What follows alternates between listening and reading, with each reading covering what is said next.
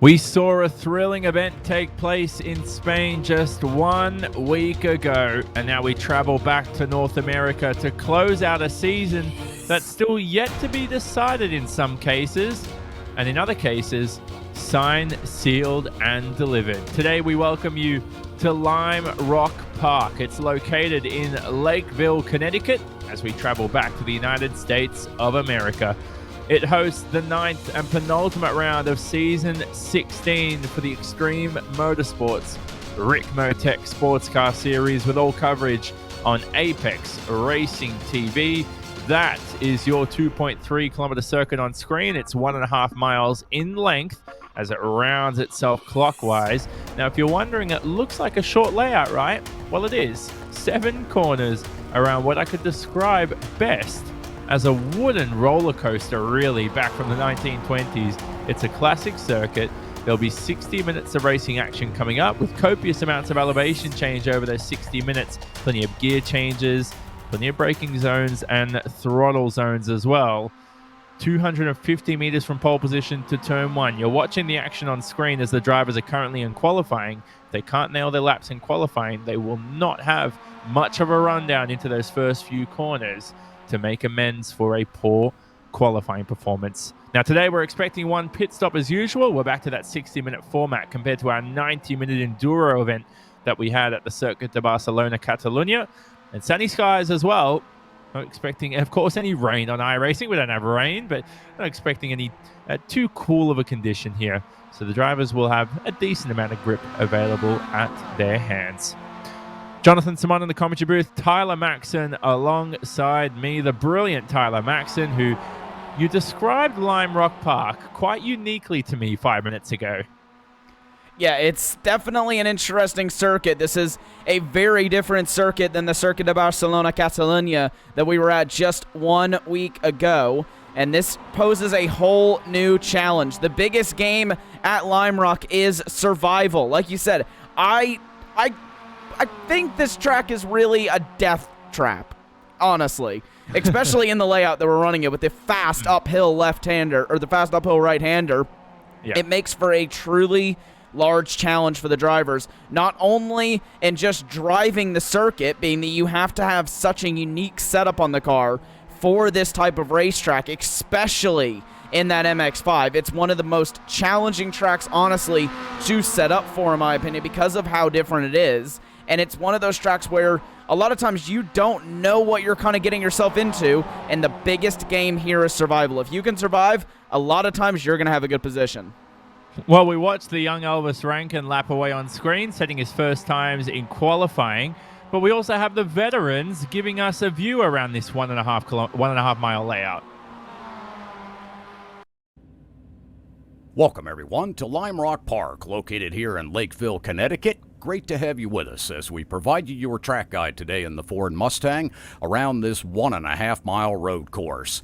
Designed by John Fitch, Lime Rock was constructed in 1956 and is the third oldest road course in America today.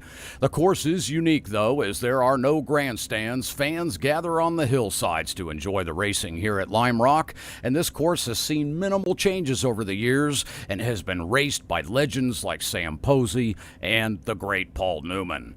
The course still hosts major events to this day and remains one of the greatest road courses in the United States.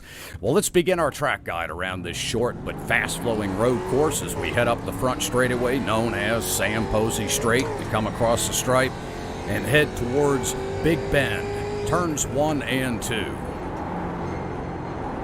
Want to let that car drift out just a little bit out of 1, right back to the bottom of the apex of 2. The only left-hander at the course here, turn 3. Very tight corner, you want to stay to the left so you can set up your entry to turn 4 that brings you right out onto the backstretch. No name straight, they call it. This next section is my favorite, the uphill, turn 5 here at Lime Rock. Up the hill, got to lift just a little bit over the crest there, let the car settle. This takes us to 6, West Bend, back to throttle. Up every inch of track to head down the hill for turn 7, the final corner on the track. This is where you want to set up those overtaking opportunities and get that good run out of that final corner for this 2,200-foot straightaway. Well, there's your track guide for Lime Rock. It's a quick one around here. Thank you for being with us.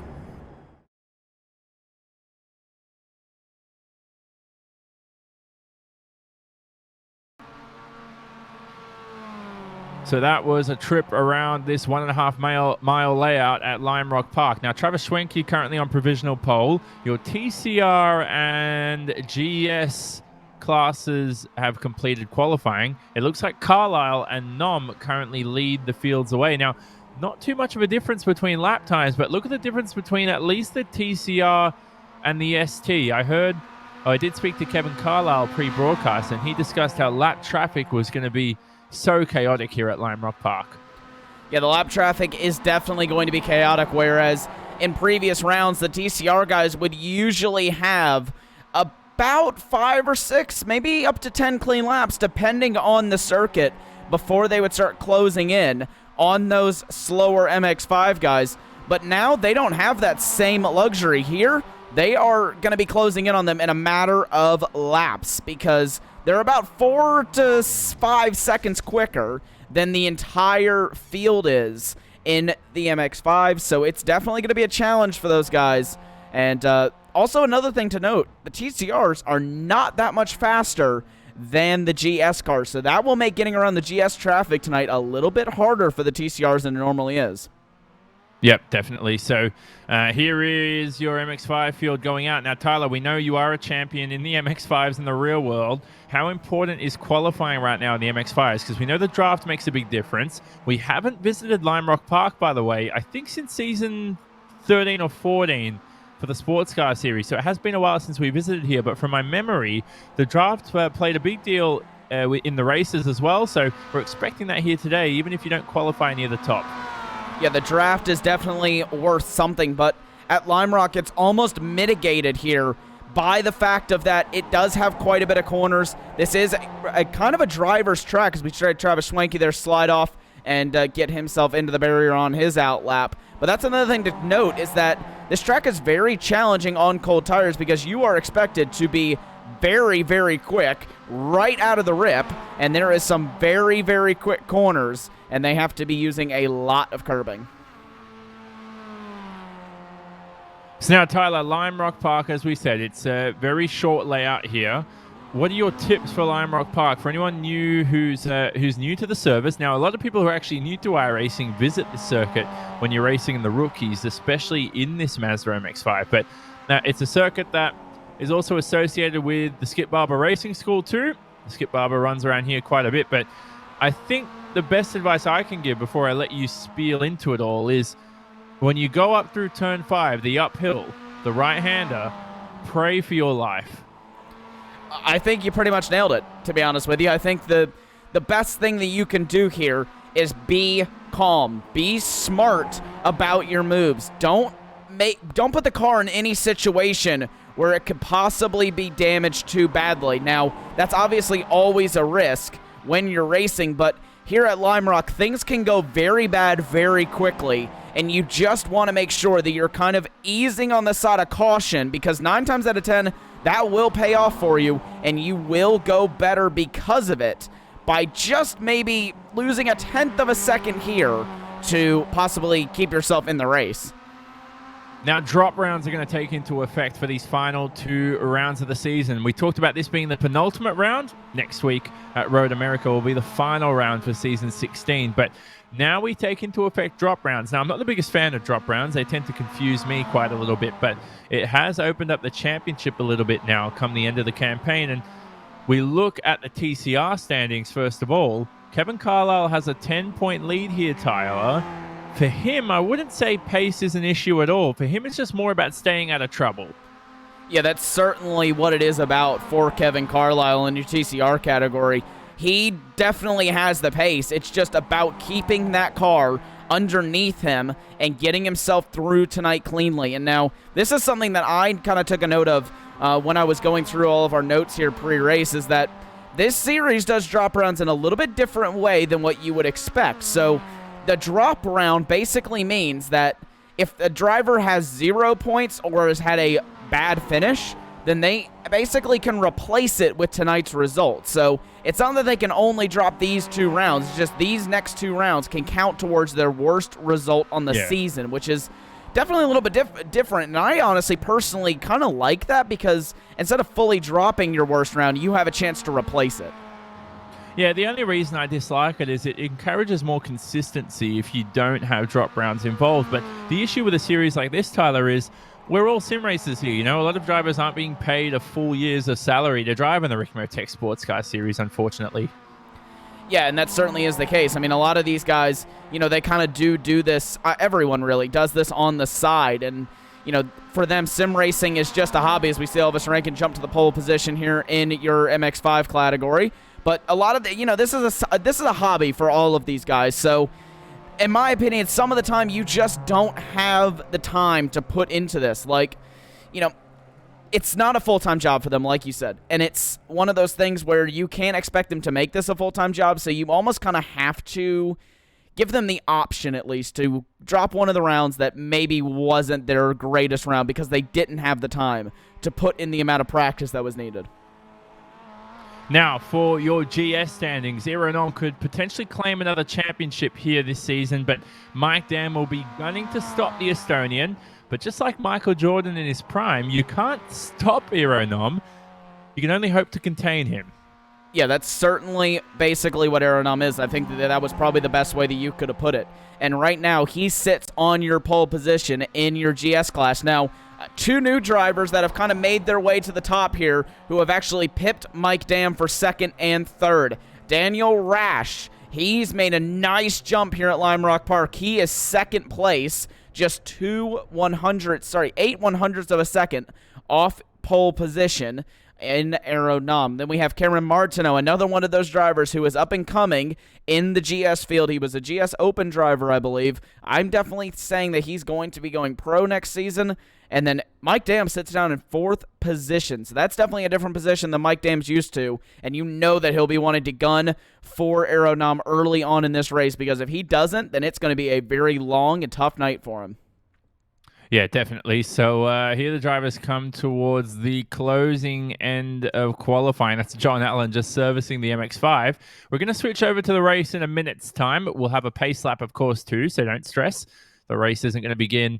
Feel free to do anything last minute now. Grab a cup of coffee if it's the morning in Australia. If in the US, what would you drink in the evening, Tyler? A hot chocolate? Yeah, either that, or if you're one of these drivers, you need a little bit extra energy, possibly start drinking an energy drink or some sort of carbonated beverage of your choice. Get some caffeine into you. Oh, I've certainly done that before. I mean, during the 24 hours Daytona, I remember. I mean, I was doing everything I can just to stay up for my 3 a.m. stint that I had. So, yeah, I mean, that's definitely something that at this point, if the drivers need a little bit of last-minute energy, that's what they need to start doing. Get yourself mentally prepared, because at Lime Rock, it may be 60 minutes, but it feels like a 90-minute race, and it puts you through a 90-minute stress strain, especially when you're one of those faster class cars, because you close in on these MX-5s at such a rapid rate, and it is so tough to try and predict it in the race and to predict when the gap is going to be open.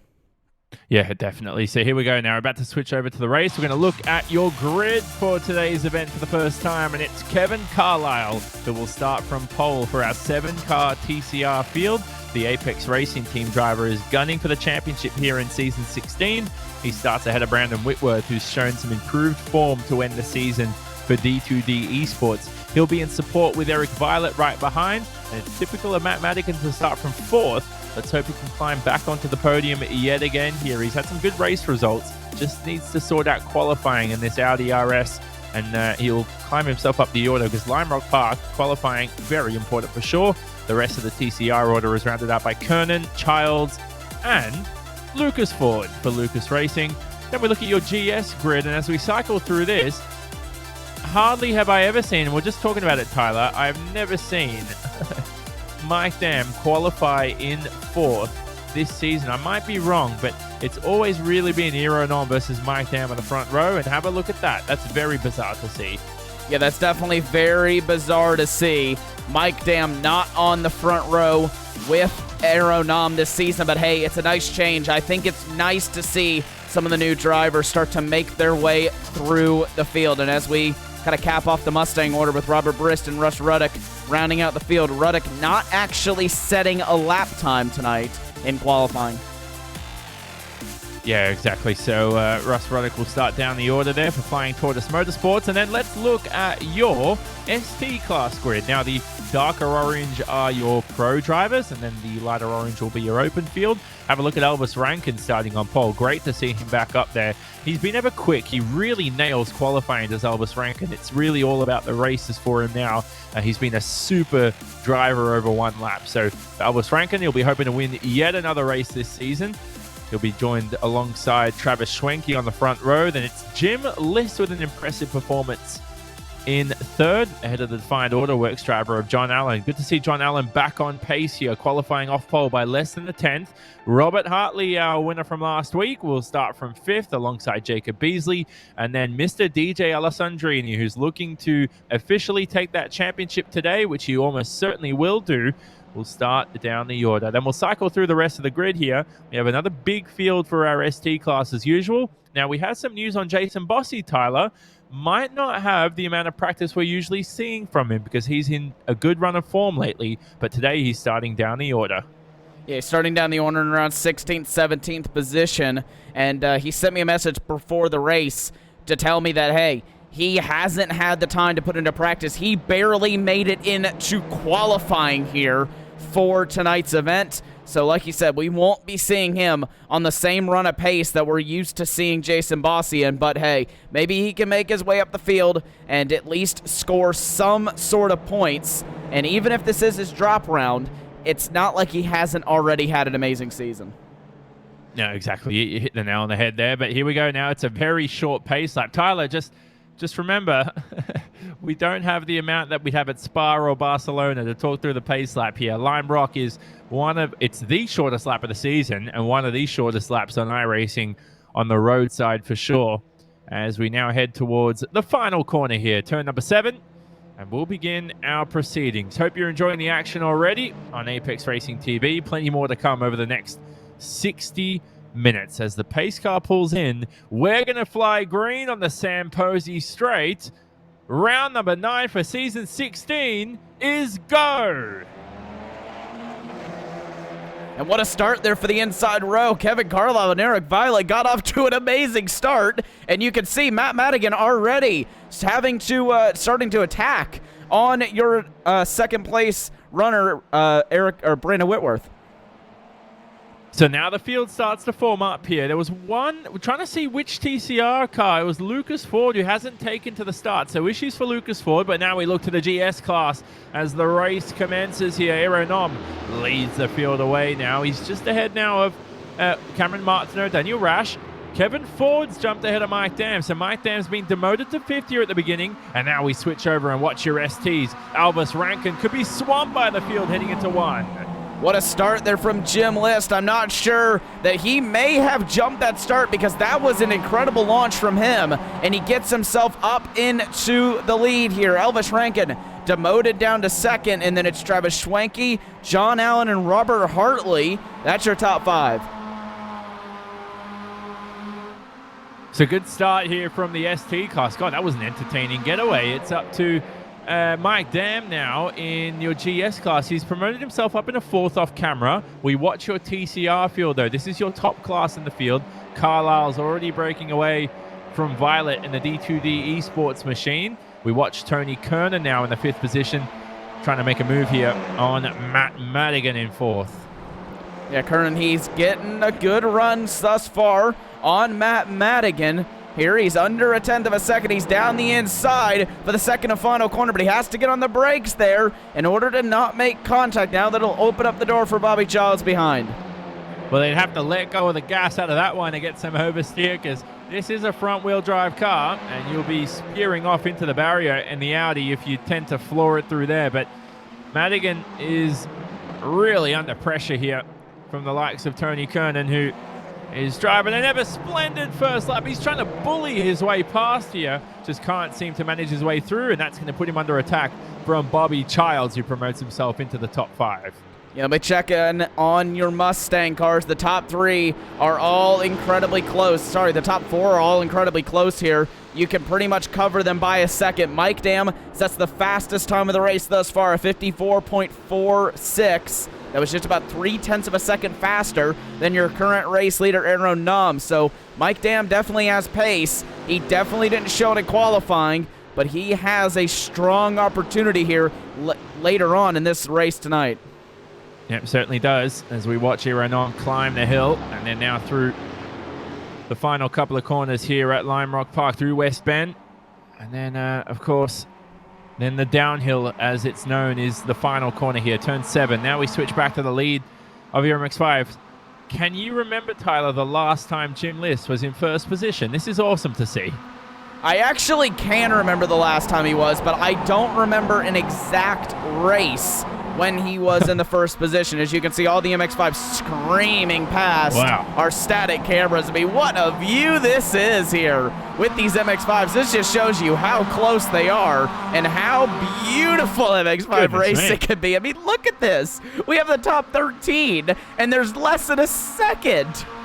This is the only road course out there that looks like an oval. It looks that impressive. As you saw those shots of the drivers just, as Tyler described best, screaming towards West Bend at turn 6 along the back straight. But List here is remaining calm in the lead, but look at the mad scrambling train he has behind him of Travis Schwenke, John Allen, Robert Hartley, DJ Alessandrini. You know, this series right now in your MX-5s, Tyler, it is literally like watching the Pro Bowl. It's actually an all-star cast of drivers as we see Carlisle catch the lap cars for the first time. Yeah, we see Kevin Carlisle. We're right on board with him here for just a minute because he's already caught up to the back of your MX-5 field. This is going to be a very regular sight here, and we'll just ride on board as he goes past this MX-5 traffic for the very first time tonight. And you can see how Kevin Carlisle is managing the traffic. This is one of the hardest things to do when you are the faster or the fastest class out on the circuit, is managing traffic and managing when you get by that traffic. And you can see there, he let off a little bit in the previous corner so that he could roll the speed on the exit and was able to gain himself a bit of time by passing the driver, or the slower car that he was trying to get by, in the straightaway. Look at the track map, though. The pink number 1 is Kevin Carlisle. Now, how in the world is he going to get past over 10 MX-5 cars here? You don't want to make a move in here, Kevin. I'm clutching my fists right now. Goodness me, I was hoping.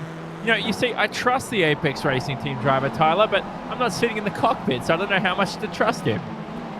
Yeah, exactly. It's a very difficult situation to be in when you are a driver, is just knowing when to pounce and when to just sit in behind a little bit. And you can see we're still on these static shots here. You can see everybody swore by, and you'll see some TCRs in the mix of that as well. Good start from the field here.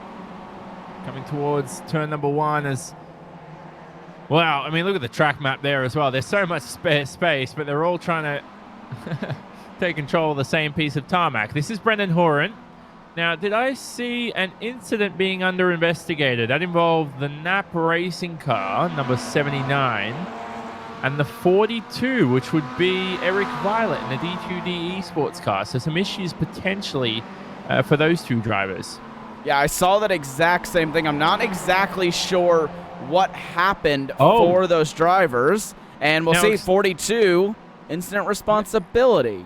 Now, excuse me, I didn't mean Eric Violet. I got the driver wrong. It was Brandon Whitworth. So Brandon Whitworth now has been given a drive-through penalty for some issues lapping one of the MX-5s down the order.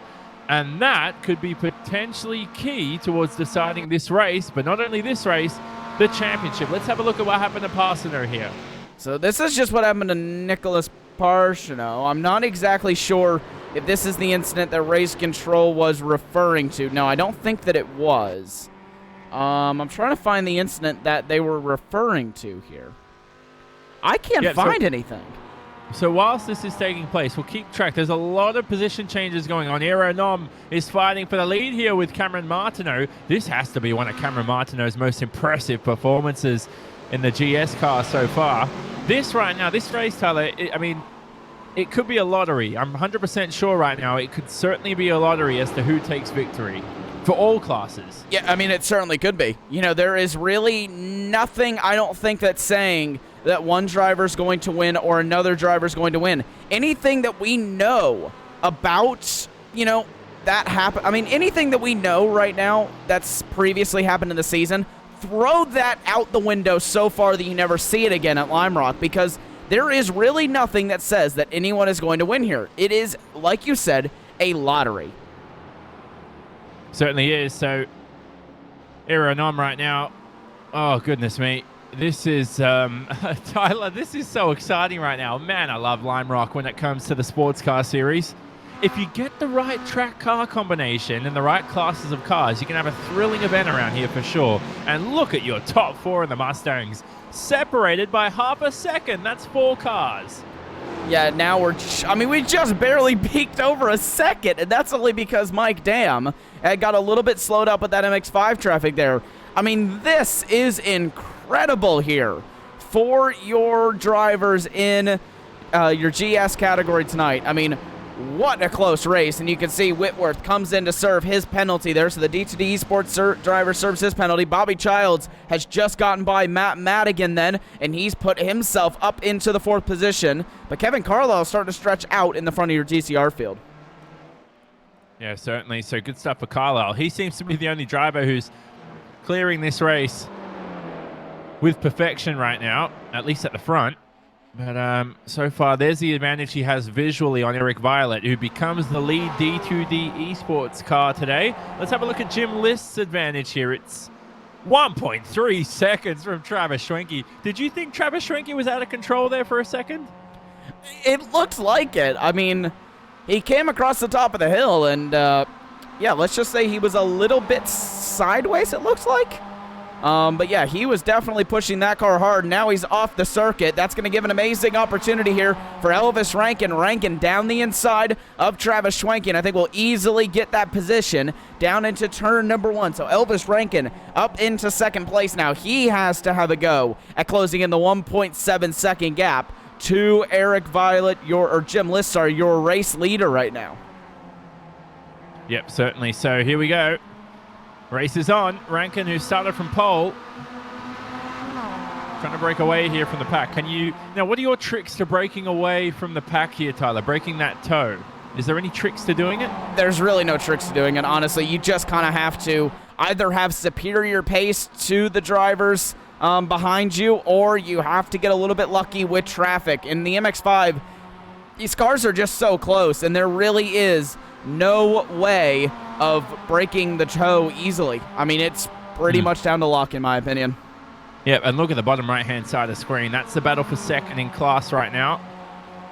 I just enjoy the views right now. You know, I love broadcasting, I love commentating, but if you just sat down and just enjoyed the sights of this race, it would be even better for sure. As we watch here a replay involving Elvis Rankin. So let's see what's going on. And we'll actually quickly get exactly what I was trying to look at here. This is Robert Brist. This was the car that I was trying to look at, and now there was an incident under investigation. I knew this incident was going to go under investigation, so I just went ahead and queued this up, and so we'll watch this down into turn 1. These are the 2 numbers involved in the investigation. Oh, goodness. Okay, that's now race over for Brist. You don't see that happening very often. You don't usually see an MX-5 punting a GS car. I think that's probably a first for me. Yep, certainly. Spot on with that one. And that's a very difficult view to see what happened. Now, I mean, there was a very clear front stretch when that incident happened, but now the order is starting to really pack in from front to back. This is a different view of the incident. So this is the view I really wanted. Oh, the MX-5 just misjudged it. Yeah, so unfortunately, I feel like a penalty looming for that number 17 in the MX-5. Crawling Gecko Motorsport car. Oh my goodness gracious, what a time to switch back to racing action. Now, yeah. So you can see this on the track map. You have about 75% of your cars on about 1/4 of Lime Rock, and Lime Rock, like we said, and we've said multiple times, is not very big. So the fact that they're able to do this is incredible. Well, whilst that's taking place, you can see a drive-through penalty at the bottom of the screen for that 17 car in your MX5 field. Now, the problem is, Tyler, right? In this race, I have no clue who's where unless I look at the timing screen. I could not tell you on track right now who's leading, who's doing what. It's that hard right now with so many cars to spot. Yeah, it really is. I mean, it is such a difficult thing to do right now, and you can see Mike Dam got his way past Daniel Rash. Now he sets his sights on Cameron Martineau, who is all over the back of Aeronom. So Martineau's had a very nice showing tonight. He may be in with a shot at his first victory. Good start from Martineau. It's all about stopping Aeronom. As I said, you can't stop Michael Jordan in his prime. You can only hope to contain him. So will they contain the Estonian come 45 minutes time at the end of the race? Now, here are a couple of MX-5s battling through the order. This is DJ Alessandrini alongside Robert Hartley. These two are a classic battle in this series. We never get enough of it, do we? No, we really don't. I mean, DJ Alessandrini, one of the most dominant drivers in the series. Same to Robert Hartley. These guys, combined wins, I don't even know how many they've got in this series. These guys really are just some of the class acts, and they are so fast. I mean, Robert Hartley doesn't hold a 9,600 I rating for no reason. I mean, a DJ Alessandrini's no slouch either at 6,300 I rating here. So these guys are very talented and very capable drivers, and it's always nice to see them battling. And DJ is a better driver than his I rating shows. I mean, especially Elvis Rankin, who's on 2.1K. Sometimes what matters is how many league races you do. And the problem is with I rating, Tyler, is what I hate, is you spend 6 races gaining it. And you lose it in one. You lose it in one when there's some netcode incident or some moron takes you out, and you lose all those 6 races of gains in one, which I like the system at times, but at other times I feel like it's very unfair. Yeah, I would definitely agree with that. I mean, there has been times where I have worked incredibly hard to gain I rating, like you said, over 6 races or something, and then just recently at Sonoma where I had netcode hit into the wall and lose 4 races worth of gains in one single shot, and that's, I mean, it definitely hurts, you know. It's but it makes you, I think it's almost a drive. Like, for me, it's a drive to push harder and to gain that I rating back again, because I mean, if I did lose I rating, I would be a whole lot higher than I am right now. But, you know, it's part of the game, and it's something that everybody has to deal with. So I guess it is a very fair system in that fact, but it's definitely something that I think could be improved. Yeah, I'll tell you what. If I, my biggest challenge with that is just to not complain about it. It's not about trying to regain the I rating back, but because you waste all this mental energy, you know, worrying about it and stuff. It's not the best thing to do. But anyway, let's give you a recap now, a quarter of the way through the race. So TCR, Kevin Carlisle leads by 0.3 of a second. That gap has creeped down from about 1.5 seconds over the past few minutes. So it's up to Eric Violet now to potentially snatch that lead. He's caught that 09 MX-5 at the worst time, the Asprey Motorsports car. So that's your TCR field. Now, if you look at your GS class, Tyler, where is Mike Dam now in the order? I'll tell you what, he's in second. Yeah, Mike Dam has made himself up 2 positions here, and he's up into the second place in your GS field, and he's closing in ever so slightly on the Estonian Aeronom. Aeronom runs wide, though. That'll cost him a little bit of time, but it doesn't hurt him too bad. But like we said, Mike Dam up 2 positions, and now he is the driver who is responsible for closing in the 1.8 second gap to Aeronom. So good stuff from Mike Dam there. Up, actually, if you think about it, 3 positions, because he did lose a spot at the start to Kevin Ford, but from where he started in 4th, yes, he's up 2 spots. So good race for Mike Dam so far. And then this is your MX-5 field. Are we going to see a win for Jim List here? There's definitely a possibility, but Elvis Rankin looks very quick behind him. He's been closing in every single lap on your current race leader. So, and he has some very comfortable racing room to Schwenke, Allen, and Alessandrini behind, and Hartley as well included in that group. So I think Elvis Rankin definitely has a strong opportunity here to close in a lot of time. It's just about whether he can close that 1.1 second gap to your race leader. So let's see if he can get it done. Jim List, who Again, he's been a driver on iRacing for quite a couple of years now. He joined the Ricmotech SportsCar series in January 2018. He's been a front runner in the series for quite some time, but it has been a while since we've seen him leading a race. So good to see for Jim List here. He's back on to where he deserves, in that first position, but he's going to hold off an all-star cast behind him. Like I said, this is like the Pro Bowl right now. You got Elvis Rankin behind, Travis Schwenke, John Allen, DJ Alessandrini, Rob Hartley. The list never stops. So great to see the action taking place. Now Kevin Carlisle's catching the MX-5s for the second time, Tyler.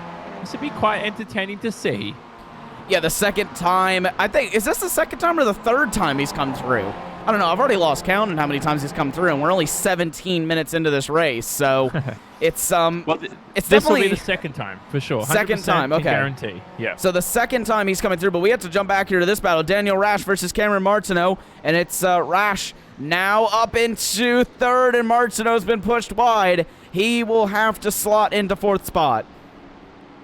That's not good for Cameron Martineau, who at one point in this race was looking for the lead, and we thought he could have done it, but now the pace is starting to spread out between your leader, Nom, all the way down to Daniel Rash, and even Cameron Martineau in fourth. So Cameron Martineau demoted then. What did you think about the move, Tyler? I think he sort of, again, nice, fair move, but didn't leave much space either, which is, I wouldn't say bullying, but just showing his strength. Yeah, definitely just showing his strengths and just knowing that he's not going to back down for a move. I feel like that's very, very important to do. Wow, that was close. And Travis Schwenke is off and into the wall here on 19 minutes into the race, 18 laps into this event. Let's get a replay there of what happened. I think he just turned in on that TCR car. Oh, a bit of a misjudgment. And he hasn't actually made contact with the wall, thankfully. It looked like there was no contact between the drivers. That would be tough to see, but man, for Travis Schwenke, that would have definitely caught him by surprise. But brilliant car control to keep that out of the wall. Yeah, amazing car control there from him to keep that one out of the wall. But DJ Alessandrini and John Allen, they're side by side. Allen on the inside, Alessandrini on the outside, and Allen will hold on to that position for now. We're just about to cross over the 20-minute mark, and we will be exactly 1/3 of the way through this race. That's kind of hard to believe. Yeah, certainly. It's been a quick one, because every time we need to do something, Tyler, we every time we try to call something, there's always lap traffic. There's always something going on right now. So again, 20 minutes into the race, we are expecting one pit stop. Now, when do we expect that to happen? We're going to be that's definitely a tough question, because everybody goes for a bit different strategy, but we're looking, the ST cars here can run about 40 minutes. The GS cars can run, they can go till about lap 41 on the fuel at the absolute latest, and they are, by the way, expected to take 2 left side tires, and then your TCRs are going to pit no later than 42 minutes into the race in tonight's event. And we're expected to go about 66 laps in total for your TCR cars in this event tonight. Yep, definitely. And it's an event that's led by Kevin Carlisle at the moment in the first position. He's approaching a few lap cars there, as you can see on screen. We're about, I'd say, closing into that pit stop mark, as Tyler said. We're opening up the window. Those pit stops coming up soon on the other side of this.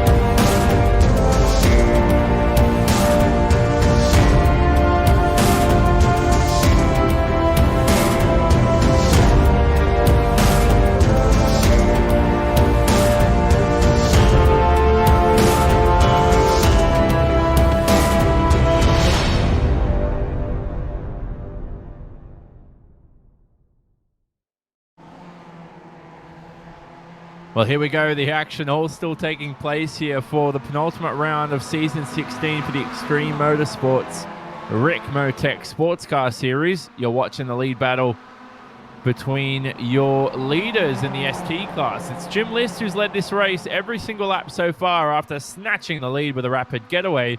Jonathan Simon in the commentary booth alongside Tyler Maxson. You're watching all the coverage on Apex Racing TV. Now, in this race so far, we see, well, that's odd, of course, too, to see. I just got caught by surprise seeing one of the TCR cars there in formation. But now, if you're Jim List here, do you panic? No. That is the worst thing that you could possibly do, because all you're going to end up doing is overdriving the car and costing yourself a whole lot of time because of it, and possibly your entire race, due to the nature of Lime Rock. You need to keep calm. Know that you have the pace. I mean, he didn't get to the front by not having pace. He obviously had the pace to get there, so he just needs to stay calm, stay in line, and hopefully be able to keep these guys behind and defend to the best of his abilities, because really, at this point, if you're going to over-push, you're just going to end up hurting yourself. You're not going to do yourself any favors. Yeah, exactly it. So that's the voice of Tyler Maxson, as I said, who is well and experienced in driving cars in both the real world and the sim. Now, are you getting better on the sim, Tyler? When are we going to see you in, let's say, the Porsche Esports Super Cup, or even better, the Ricmotech Sports Car Series? The Ricmotech Sports Car Series will probably be whenever I stop broadcasting this, which is probably going to be never, because I absolutely love this series. But I would definitely love to take an event in this series. I mean, if Kevin Ford or any of the admins are listening, if we can find a replacement, I will 100% jump in and do a night here in TCR.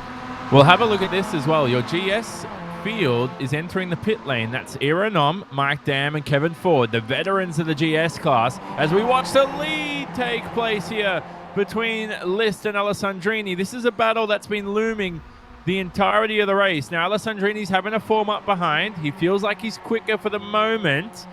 And that battle at a pit road between Nom and Dam, it looks like Aero Nom's climbed ahead of Mike Dam. Or he's remained ahead, it has to be said. But we're still going to keep eyes on this MX-5 battle.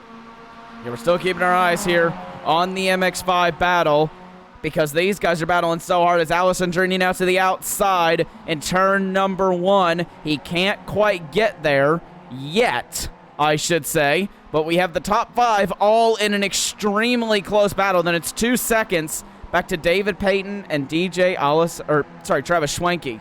Alessandrini is sitting down in second place, and he's setting up a move here on your race leader. He's looking left and right. He's got his nose to the inside. This may be the move that he needs to head up the hill here. Does DJ Alessandrini? Good stuff here from these guys. Let's keep track of it here from your chopper cam. Are they 3 wide heading? No, that's a Mustang, excuse me. I got a bit confused there. Looked like 3 wide, didn't it? I'm not so sure that it wasn't 3 wide there momentarily, but they've lost a lot of time here as these guys, and you can see Alessandrini and Rankin into the pit lane. But in that process, though, that opened up a 1 second gap to Jim List with the Mustang shoving it in. But we have side-by-side for your race lead in TCR. Here's Carlisle. He was in second. He's trying to reclaim the lead now. So he did lose that position momentarily, and a bit of contact between the two into turn 1. That's going to promote Carlisle back into the first spot. But something went wrong for our American that dropped in the second. Yes, something went wrong. Let's see if we can get a replay here. And I'm not seeing anything that went wrong. I'm trying to see. Did he just get... I think he just got straight up past. Here we go. Let's see. So when Carlisle got by Eric Violet, now I need it the other way around, please. Let's see if we can find that here on the timing screen. Here we go. Yes, we can. We can see this here on the timing screen, and we can see how this happened. Oh, Carlisle just got caught up behind the MX-5 traffic. Now, has he made contact? No, he's had to back it up. He's had to slow down. Violet's come blisteringly quick onto the Sam Posey straight and sailed past into the first position. So that looked like a simple move for Violet. So that's what's happened there, Tyler. I was keeping track of that as we were watching the ST battle, is that these two were fighting for the lead. And we jump back live here Rubber Hartley's got that gap down. It was 2 seconds. It's now down to 1.2 in your MX-5 battle. So he's starting to close that gap up quite tremendously here on your race leader as Kevin Carlisle comes through for what I think is the 3rd time.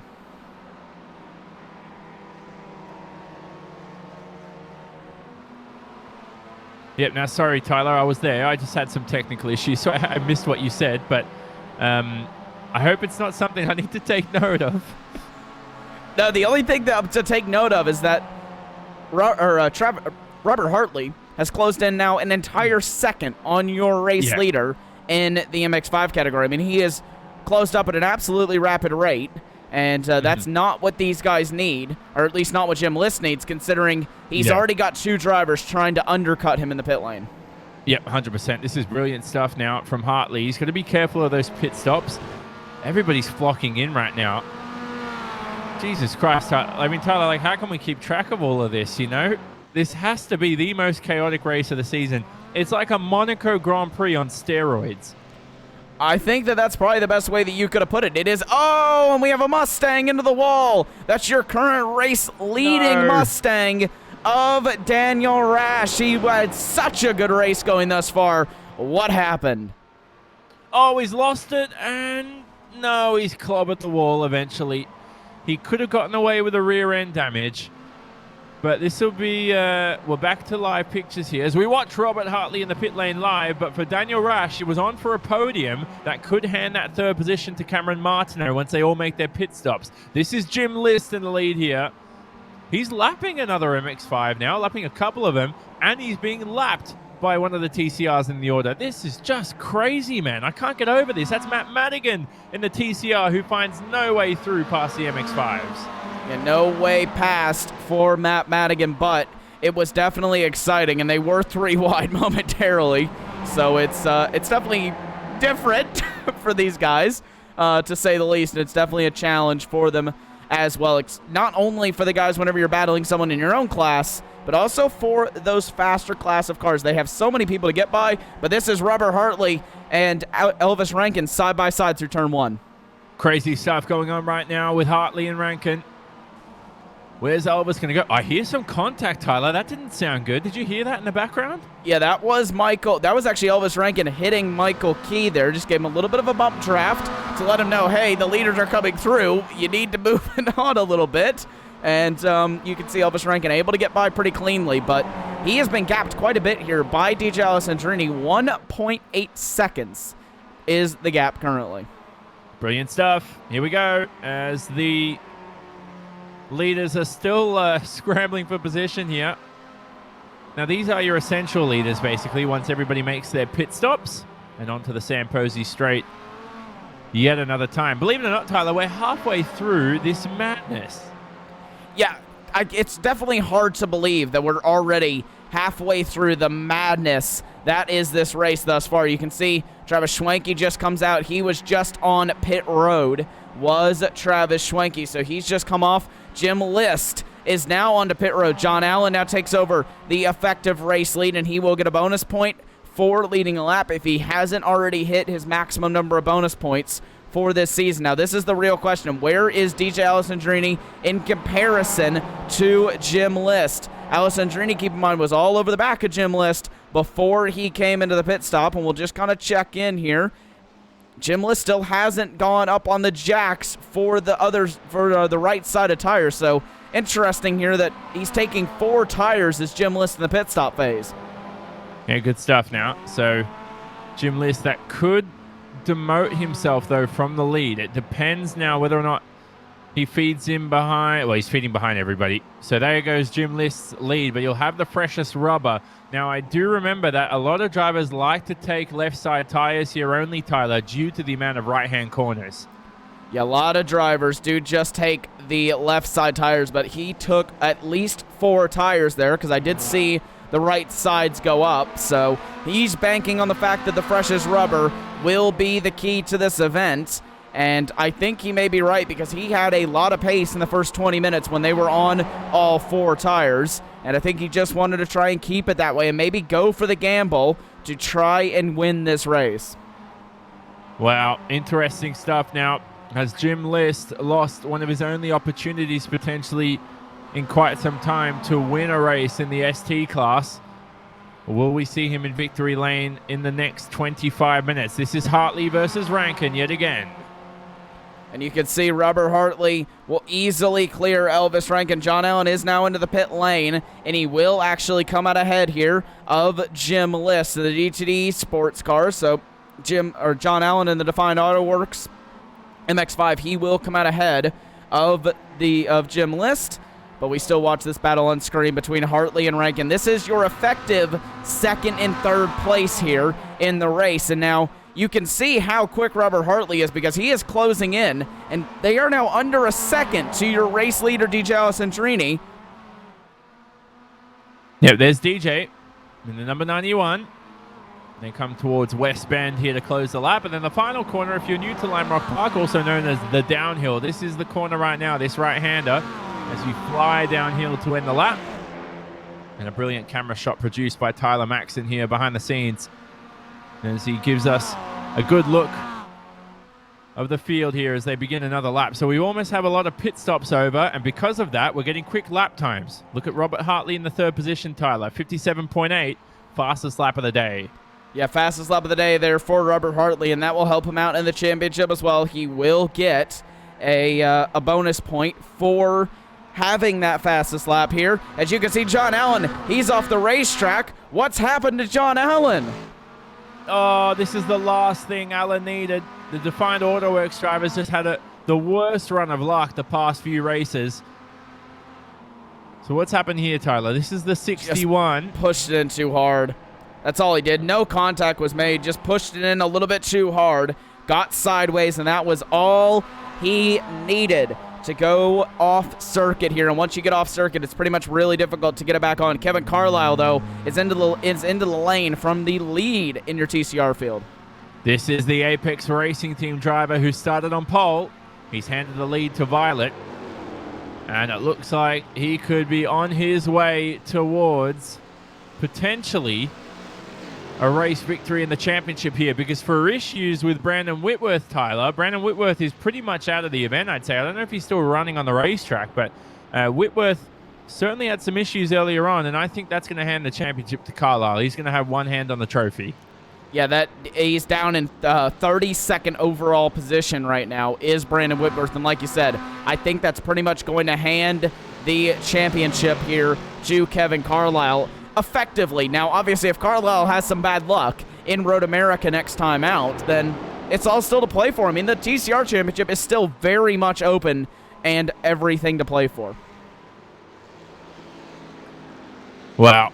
Violet's in the pit lane now. This is the important battle to watch now, whether or not Violet can make his way past Carlisle and snatch that lead from his fellow American as we watch DJ Alessandrini on screen. So Violet will keep an eye on that battle. Carlisle closing in the pit lane, but DJ Alessandrini being closed in by Hartley and Rankin for the lead here. I just can't take your eyes off anything right now in the series. Violet is out of the pit lane now, if I'm not mistaken. He's in first position. Yeah, Eric Violet is in the first position by just about 5 seconds over Carlisle. Yeah, he pulled so much of a gap? So Violet's nailed the pit phase somehow. If we look at the pit times, Violet was 2 seconds quicker than Carlisle. No, excuse me, I'm looking at the wrong times here. Carlisle was actually 8 seconds slower than Eric Violet. He had 7 seconds longer in the lane as well. Wow. So that's definitely interesting. You're taking 4 tires, aren't you, on the TCR anyway? So I don't know what else would explain that. No, you'd be taking 2 tires. 2 tires, excuse me. Yeah, you'd be taking the 2 front tires. So the only thing I can think of is that Eric Violet has chosen to not take any tires. But I'm not sure. I mean, that's a tough one for me because I just don't see that happening, considering everyone I mean, it's pretty much common knowledge at this point that everyone takes 2 tires in the TCR, and you really don't go for any other strategy but that. Very odd to see as we watch your MX-5 skating over the grass there at the exit of the uphill. as they travel through West Bend. These guys aren't going to be worrying about that strategy. They've made their final pit stop for the day. It's all about earning it out there on the racetrack. Hartley versus Alessandrini for the lead here on the Sam Posey Straight. It's Robert Hartley. He's chasing down your current race leader, DJ Alessandrini. But do they fight now? They have Elvis Rankin 1 second back in the background, who is very hungry for another race victory. He hasn't won in this series in quite some time, and you'll know that he will be willing to risk it a little bit more than maybe some of these guys will be, considering they have to think about a championship. But at this point, I think Alessandrini is ready, that he knows he's pretty much got the championship in the bag. Actually, I think he does actually have the championship in the bag, and can pretty much just absolutely gun for anything. Spot on, Tyler, as the mental game so critical in motor racing right now. Hartley's closer than he was last lap for sure. Visibility will be limited too as he heads through the final corner. That doesn't faze him at all. We're right on board with the Excite Racing driver heading for the lead.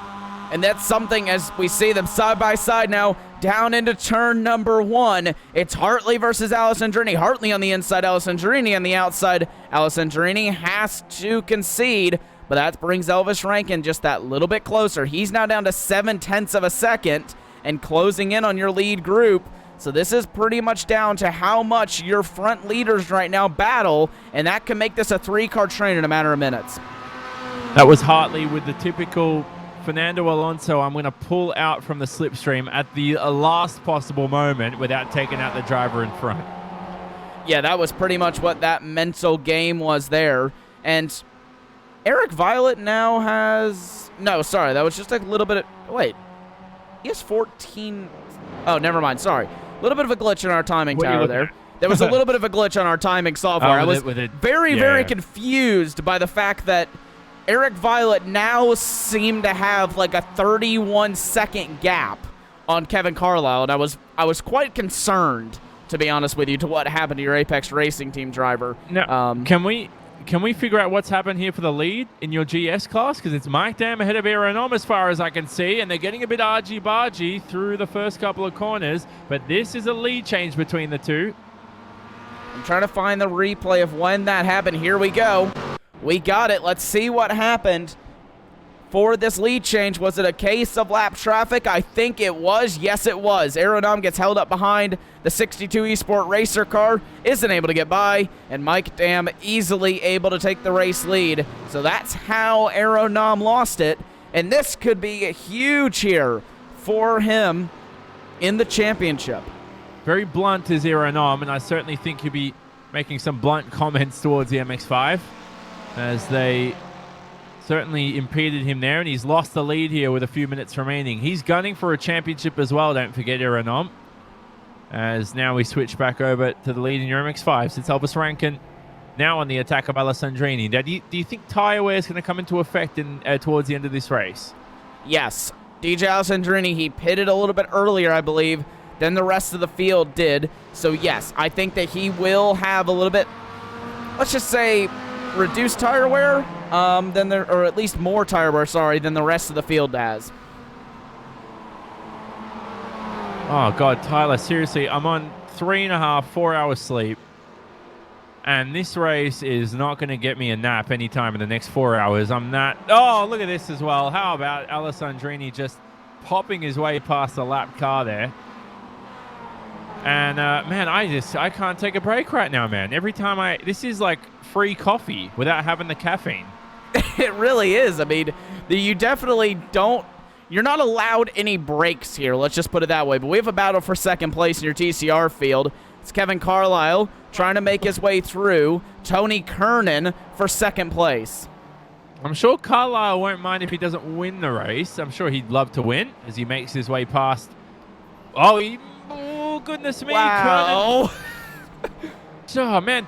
You know what that could have ended like? He tried to force his way past Jim List, forces his way past now. He could have pinballed List into Carlisle and taken them all out. That could have been very, very nasty. We also have side-by-side for sixth place in your MX-5s. It's John Allen making his way past David Payton, and he makes his way past quite easily. And then we also have a battle between Bobby Childs and Matt Madigan. So we have no shortage of battles here on the racetrack.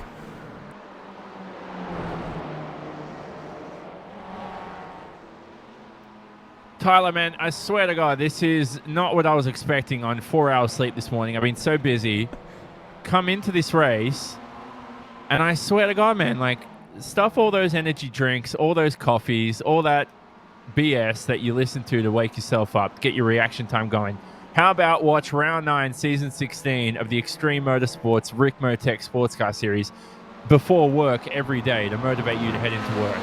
Yeah, I mean, that is really... I mean, this is some incredible racing. We've seen some really, really good driving from all the drivers tonight. I mean, this is some of the best racing I think I have ever seen in the Ricmotech SportsCar Series, and this is basically everything that I said about Lime Rock post-race or pre-race, about it being a death trap. I still believe that, but this is very, very, very good racing from every single one of these drivers tonight, and they have showed some incredible respect towards each other, and really there hasn't been a lot of avoidable incidents. Yeah, this is Madigan versus Childs. Childs is behind in 5th. Now, I'm pretty sure I just saw a race marshal, race control might have had a typo in that. I don't know if they were warning every single car in the field, but they've just corrected that. It's car 61 that they were warning, if you read that on screen, if you're wondering. As we switch back over to John Allen, and car 61 is, guess who? It's Jim List. Yeah, he currently sits in 4th place in your MX-5 field, just about 3 seconds ahead of this battle that we're watching on screen for second. Now, the gaps have kind of extended at the front of your MX-5 field here. They've gone up in time, but we definitely have one battle here. This is between Violet and Carlisle. Carlisle with the fresher tires than Eric Violet. He will pull to the left-hand side, and they'll be side by side down towards turn number 1. Good stuff here for the lead. It's Carlisle who had first position for most of the event. It was a very long pit stop that cost him the spot. It's not pace that's been holding the ART driver back. It's been everything else. And as they head through the first few corners here, he'll have to form up. Now, he's going to take advantage of the traffic for sure, as long as you put Violet under pressure. You know, what I like to do is take out the rear end from under him, just ride all over his mirrors, put him under an immense amount of pressure as possible. You can force him into a mistake. Yeah, and that's one of the easiest ways to get by someone, is if you can force them into a mistake. You just kind of drive right underneath them, but Eric Violet's a very mentally strong driver. I don't think that he'll be easily breakable. And I think that at the end of the day, he will have to go for a move with Kevin Carlisle if he wants to take the lead of this race away. Yeah, the problem with that is, as Mike Dan versus Zero Nom is also heating up for the lead, I had a race the other week where I started from the back. I wanted to have some fun, and I was going to overtake everybody involved.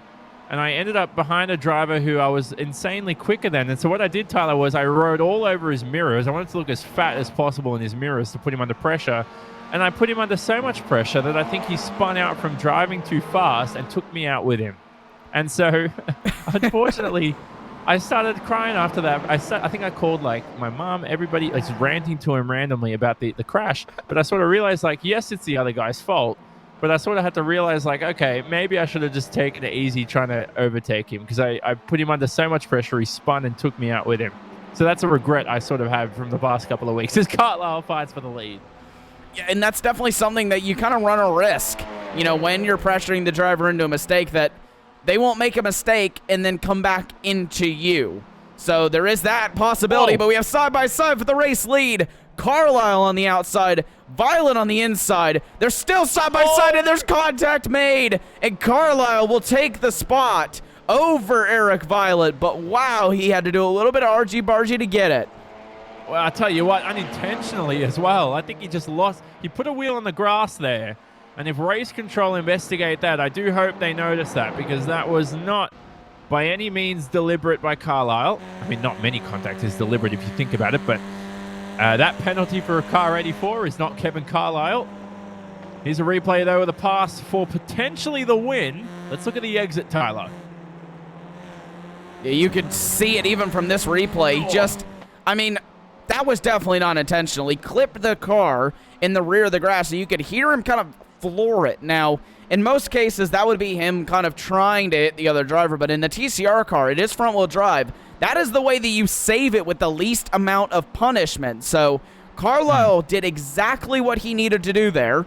Luckily didn't make any major contact with Aero Violet.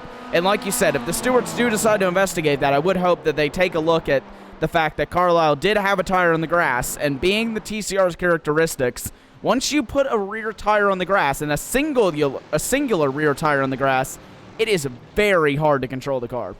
Well, here we go now. Battle for the lead continuing as Aeronom is trying to reclaim that first position he so solely has owned the past year here on iRacing in your Ford Mustang. Hounding the rear end of Mike Dam and now searching for the inside. It looks like Aeronom's going to reclaim the lead potentially. We have side-by-side through turn number 1. It's very difficult to do it. And you can see they're still side-by-side as we head in to the only left-hander of turn number 3. It's Dam just ahead, but Aeronom will have the inside. Dam, they'll still be side-by-side, and they've stayed side-by-side now for half of the lap. Will they be able to continue this heading up the hill? They will! But I think it'll be Aeronom now with the advantage, being that rest of the corners are right-handers. Into West Bend, still alongside each other. It's up to, you have to form up surely through the downhill here as the leaders in your TCR class come to lap the leaders of your Mustang class. Hopefully they don't get in the way. Now, whilst this lead battle is taking place, it looks like it's going to form up between at least, I'm just looking at the timing screen, at least these two for the moment. But it looks like Tony Kernan's had that drive-through penalty. We spoke about the 84. That's actually dropped him behind Aeronom and Mike Dam here, Tyler. He's fighting for position, technically, with these two.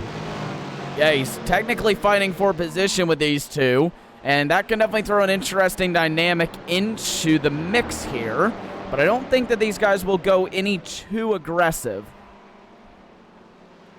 Have a look at that. That was Mike Dam almost losing the car there on the uphill. He's trying to push and reclaim the lead here, but it looks like it's slipping away, though, for Mike Dam to close the race. The Canadian had the lead for a few laps, but I tell you what, his chances are certainly dissipating here to close out the event.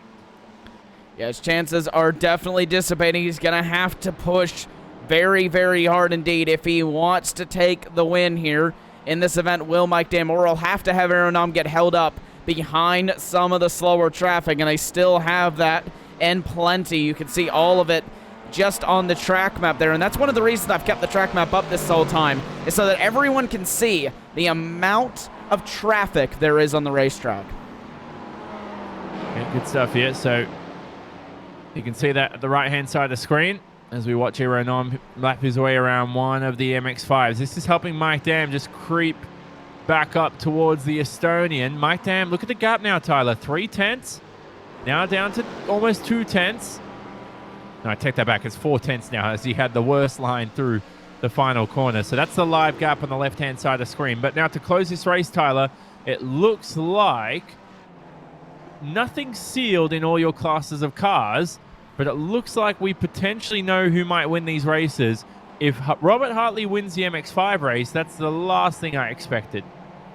Yeah, that's certainly the last thing that I would have expected in your MX-5s, but he's doing an amazing job of it. But he's being caught by DJ Alessandrini right now. He's down to 8 tenths of a second. Now just over a second as Alessandrini gets held up behind some lap traffic, but Alessandrini is coming on strong here in the final 7 minutes. We also have a battle for your lead. Sorry, no, we don't. We don't have a battle for your lead in TCR, but we do have a battle for the lead in your Mustangs. They're right on each other now. Less than 2 tenths of a second separate them.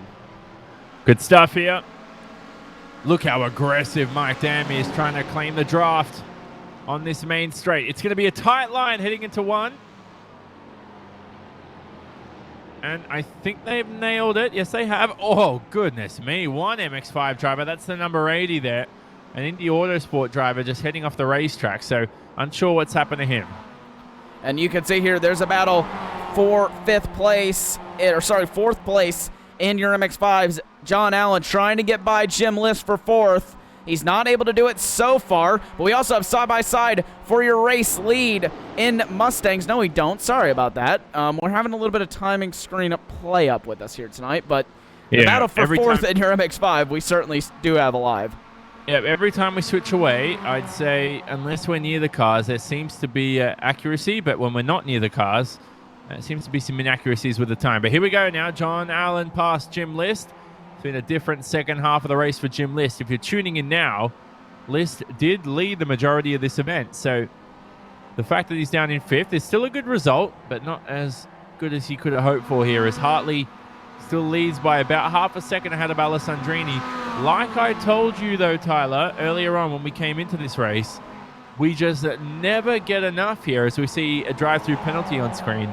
We just never get enough of the battles between Hartley and Alessandrini. No, we never can get enough of their battles. I mean, these guys, like I said, two legends in this class, battling it out for your race lead. This is exactly what we want to see here heading into the final 5 minutes. It's DJ Alessandrini closing the gap up. It's now down to 0.6 of a second. The lap car of Jordy Fike gets out of the way for these guys, and he will let them fight. It's now down to half second here for DJ Alessandrini. He's coming on strong late into this event. Yeah, good stuff right now to win this race. Less than 5 minutes to go from Lime Rock Park. If you enjoyed the action here, well, I can't wait for Road America in 1 week's time. Let's have a look towards the end of this race, how it all fares. But I tell you what, so far, Robert Hartley's in a good position. Yeah, Robert Hartley certainly in a good position here to take a race victory over DJ Alessandrini, but Alessandrini isn't going to let it go too easily. He's going to fight to the end for this one. He's under a tenth, or he's under a second here. Really no slow traffic ahead of them, so they will pretty much have a straight up battle to the end between these two drivers. Another battle that's starting to brew. This is still Jim List versus John Allen. John Allen has gotten by Jim List for the fourth position. Now List is starting to come back at him. Lot of traffic involved. That's been the story of Lime Rock Park. Every time we come here for the Sports Car Series, this needs to be a staple on the calendar, really, each season. I would love to see this event, though, earlier on in the calendar, maybe around round 4, round 5 for some reason. I don't know what it is. Just for some reason, I feel like it would be even better. Yeah, I feel like early on in the season when everyone's really pumped up, you know, they don't really have, they're not immediately fighting for a championship. While they still are, you know, thinking about long term in the championship, they're not really so in championship mode. You know, they're not so much in the finish race mode. They're still at their most aggressive state in the season. So like you said, I think this will be an incredible, like, round 4, maybe even like a season opener. Oh, and Mike Dam makes contact with the number 98. Now, what's the smoke there on the main straight? So there's a lot of issues here on the main straight. There's been a lot of contact. And I swear I saw some smoke here on the main straight. So what's happened here? This is Michael Key in the Frito Sport Racing blue car. So Jim List made contact there with Mike Dam in the 98. Then he's come back, and then the 98's come back onto the racetrack, slid in front of Travis Swanky. He's had to take avoiding action to avoid everything. Everyone gets through cleanly, but definitely not without some scares. Yeah, definitely. A lot of scared drivers there, probably screaming in the cockpit too for some of them. As we watch here, an onboard shot with the Grid Life iRacers car. It's DJ Alessandrini. And we're on the roof cam now. We can see him closing in on Robert Hartley. The gap is now down to 0.2 of a second. We're just a few short minutes left in this race here, and we should be seeing the white flag for Kevin Carlisle next time by the start-finish line here. So we will have a very close ending to this race. They will have gone 64 laps in your TCR field. As you can see, the number 89, Eric Violet, going by just right there on the right-hand side of these guys. Wow, how about that? We saw Hartley on board as he closed last lap, and he ended up taking to the grass there on the exit. Alessandrini this time. That was almost a race ender. Touches the grass again. Is he going to make it onto the tarmac? Well, that butchers his chances of the win. Carlisle's just crossed the line, though, anyway, Tyler, to begin his final lap of the event, and he looks like he's going to sail towards victory. Oh, no! on the final lap. Jim List is out of this race. And you see how it happened just right there. It was with a TCR car of Matt Madigan coming back through the field, and Jim List just kind of shut the door on him there. Yeah, that was kind of on Jim List, to be honest with you. He just shut the door on the TCR car, then came back into the line, hit the TCR car, slid back across the track, and ended up in the guardrail for the final time. So, oh, what an unfortunate end to, what an unfortunate end to this race for Jim List. But Kevin Carlisle comes across the line to win in your TCR field. Yep, Kevin Carlisle, winner for round number 9 of the Extreme Motorsports Ricmotech SportsCar Series. We think it's going to be Aeronom across the line. It is in a drag race with Canadian Mike Dam, and it's also Robert Hartley who's going to win for your ST class. Brilliant stuff from those three, and congratulations to them. Winners of round 9 for the series. Tyler, what a race. I tell you that much here at Lime Rock. We always get the excitement. Yeah, we always get the excitement here in Lime Rock Park, and we just wait on the final few drivers to finish up here tonight before we can get your final post-race results. But what an event we had tonight. What a second-to-last race. We have the finale next week at Road America. Talk about an amazing way to finish out the season. It'll be another 60-minute event, which the drivers know oh so well, and it will be an amazing battle for the championship in a couple of these categories. Oh, wow. Good stuff so far. So, man, where do I start, Tyler? Is it time to look at the results yet? I think we're still waiting for drivers to cross the line, but what a way to wrap up round number 9. And it looks like it's unofficial for the moment, but Alessandrini is potentially series champion. Kevin Carlisle looking at also unofficially taking the championship with a DNF for Brandon Whitworth. So we'll have to confirm that too. Otherwise, it's going down to the final round. And Aeronom versus Mike Dam will almost certainly continue next week at Road America. But here are the final race results on screen. Only 4 cars left on the lead lap. Tony Kernan with that drive-through penalty cost him a lot of time. That dropped him down to 7th overall, 5th in class, even though he was in the Audi TCR. Not much of a lap time difference between the two, but certainly as we look at the results, Tyler, and we cycle through the championship, still all to play for some guys in the GS class. Yeah, it's still definitely all to play for your drivers in the GS class here. And Aeronom, again, coming home with a race win here for the second to last time in the season that these guys will take to the track. And it's going to be all to play for come the last race of the season. So as we cycle through the order here, we see Hartley winning that ST race ahead of for Jim List. Oh, goodness me. What a poor finish. And it was so unfortunate for the dude who just drove such a splendid race. But unfortunately, with 1 minute to go, he's out. And he finishes behind Derek Holland officially, as he was scored a couple of laps behind his leading compatriots in the field. We see some other names we didn't see much of today. We did Snisha.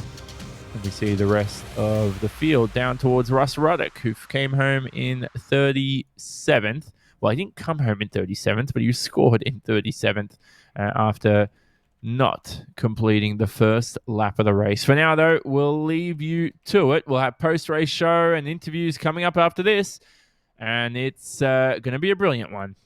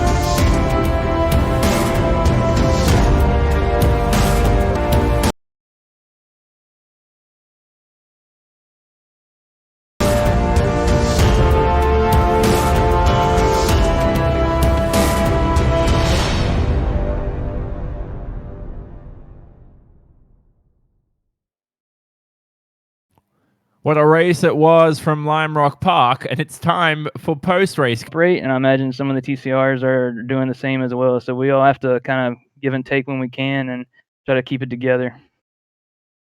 Now, for you, though, this is unofficially, I might be wrong here, Kevin, unofficially the championship, potentially the championship taken today. I don't think so, though. I think it'll go down to Road America, but it's certainly an advantage for you after Brandon Whitworth fell to some troubles. Yeah, I saw I got the penalty early on, and that gave me just a little bit of relief. But then I realized I also had 40 other cars I had to pass on track, so I really didn't think about it too much just as the moment that it happened. And next week I'm gonna come out just push just as hard, and like the 7-time champion Jimmy Johnson said, if you try to finish at a certain position, you're gonna struggle to make that position. So I'm gonna go for the win no matter what, and we'll do all we can do. So that's Kevin Carlisle, who, with some brilliant wisdom, Kevin, is, I hope, as I said, looking forward to you potentially winning the championship. Whitworth has shown some improved pace, but to you, that's not a big deal, is it? You're going to go into Road America and give it your best shot. That's it. That's all we can do. So a lot of people are thinking, well, who gets it done for you in that number 72 Apex Racing Team machine? Oh yeah, everybody at Apex Racing TV. You guys up there in the booth put on a really good show. I always rewatch it after I eat a celebration milkshake after the win. But Computer PC Systems, SDK Gaming, everybody at Apex Racing Team, just an awesome group of guys. Thanks to Extreme Motorsports 99 and Ricmotech for putting this series on, and thanks to everybody at home. So there you go, Tyler. That. Sorry about that, folks. We had a little bit of an issue with our communication software. We are back online, though. So, Johnny, sorry, we did just cut off what you had said. So I'll get you to just quickly repeat. No, that's all good. I was going to say, Kevin Carlisle mentioning a celebratory milkshake to get him going after the race. Something I'd love to do if I wasn't in self-isolation, Tyler, and having to be on Weight Watch. Yeah, it's definitely one of those things that I personally miss, is just being able to go outside of your house. But we're stood by right now with Arrow Nam. Arrow, what a race that was from you, and what a battle you had with Mike Dam. Talk us through that battle that you guys went through on the final few laps of the race. Oh, yeah, it was insane. The traffic was very, very tough. I was trying to be very careful, and it cost me the lead, 15 to go. So, yeah, it was really, really hard. So I was trying to be close to my...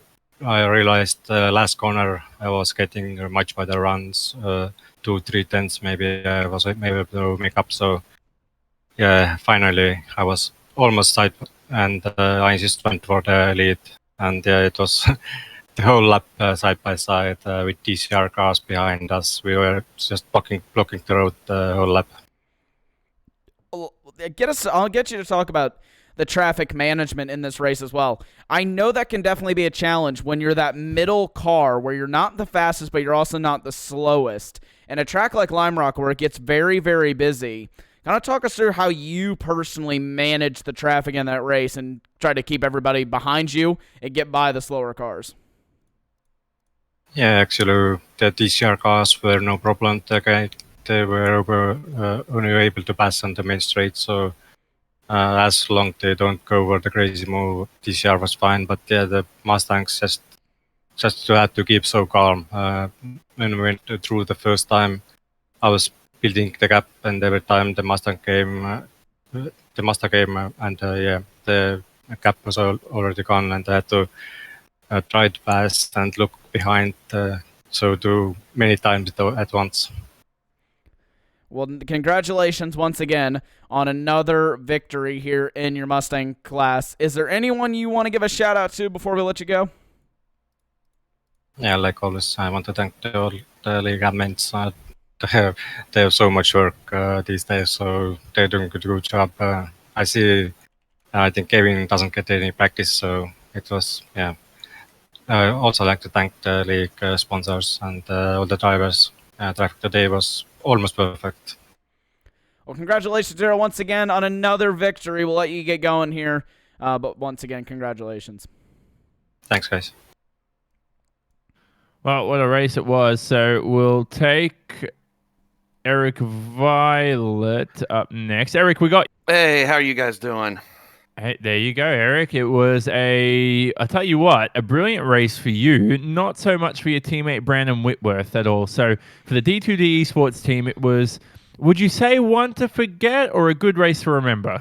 Well, I'll put it this way: it was kind of the opposite of what happened. Some of the issues that I think some of the members are seeing. I'm not sure what it's like for the broadcasts. I do watch them, but I don't know what everybody else thinks of them. But it's pretty exciting out here. Wait, what issues are these? Can you elaborate on that? Oh no, I can't talk about that.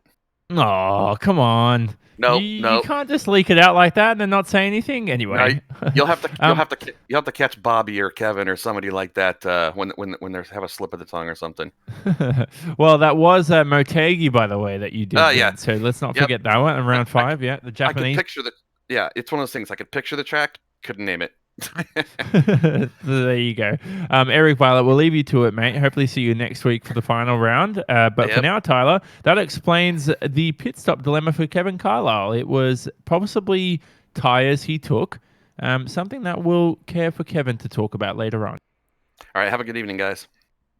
Yeah, we'll have him talk about that one later on, but now we have Elvis Rankin in the booth. Elvis, congratulations on your 3rd place finish here tonight.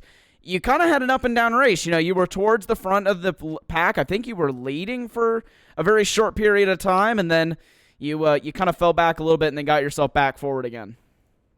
One lap, yeah, leading for 1 lap, but that was a hectic race with all the TCRs and the Mustangs coming by us, and it was like you have to be very predictable, and it was very hard. And then with about 10 to go, the tires just went yoink, and they just went off a cliff. So definitely was getting a little worried there at the end. Thankfully, the traffic played just a tiny bit to my edge compared to John Allen, and we were able to get it done. Well, talk about that one there with the traffic management. With you guys being the slowest class, I know that could definitely be a challenge sometimes when you're getting passed by 2 cars at one time and trying to manage whether you stick on your racing line or you kind of get out of their way a little bit. So kind of talk us through that one and how you go about managing it during one of these kind of races. Yeah, so the way I go about it is I just try and be predictable as possible. And if they look like they're going to go for it, I just let them have it. It's worth letting them have, maybe 2-3 tenths, or instead of losing a race like we've done the last 2 weeks, unfortunately. But we're going to try and end up the year strong on top. So, yeah, I think it'll be good. Well, Elvis, congratulations once again on another 3rd place finish. Anyone you want to give a shout out to before we let you go? Yeah, thank you to all the league admins. Thank you to all you guys for putting on a great broadcast, and thank you to the fans. Without them, we wouldn't be here putting on a show for them. So, yeah, thank you to those guys. Well, congratulations once again, Elvis. We hope to speak with you next week. Yeah, thank you guys. So I guess that's it, Tyler, for this race. We will conclude here from Lime Rock Park. These sports cars will be back racing again next week on the 6th of April to close out the season. It'll be 60 minutes around Road America, and it hosts the final round of Season 16 for the Extreme Motorsports Ricmotech Sports Car Series. It's all on Apex Racing TV. Hope you enjoyed today's coverage as well. Always great to see a great number of viewers each week. From myself, Jonathan Simon, Tyler Maxson alongside me in commentary and production, and our entire Apex Racing TV crew. We'll see you in a week's time. The championship still yet to be decided in some cases. In others, unofficially, we'll confirm during the week. We'll see who's champion in a week's time.